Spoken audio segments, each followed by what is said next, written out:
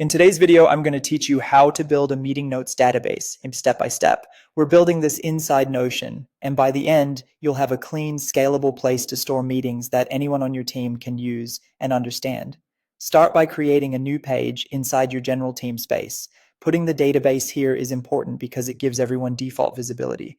It also makes it easier for people to reference the same source of truth from their own pages, so you avoid duplicate notes and those frustrating information silos. For this setup, we're focusing on structure over content. Think of it like laying the foundation of a house.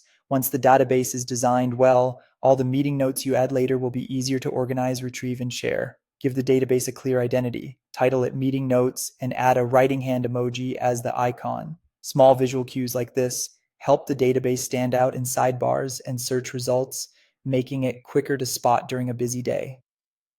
Here's how the database works. Each row represents one meeting.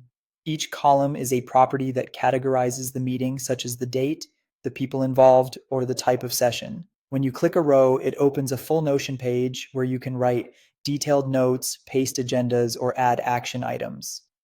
This keeps high-level tracking and deep context in one place. Create a few sample entries to test the structure, something like Engineering Weekly, All Hands, and Design Sync.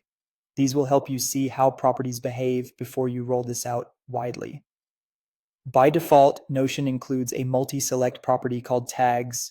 We'll repurpose it to make it more meaningful. Rename tags to teams and add options like engineering, design, and marketing. Clean out anything you don't need so the list stays tidy and consistent. Next, add a date property named date.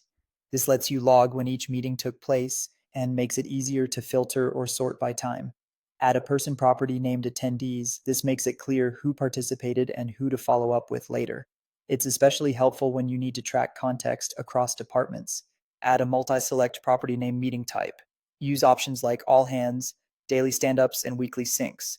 As your organization grows, this becomes invaluable for filtering, reporting, and spotting patterns. Over time, this database becomes a living record of decisions, conversations, and historical context across teams. Treat it as your company's memory, searchable, standardized, and easy to navigate. If this was helpful, don't forget to like and subscribe for more Notion tips and tutorials.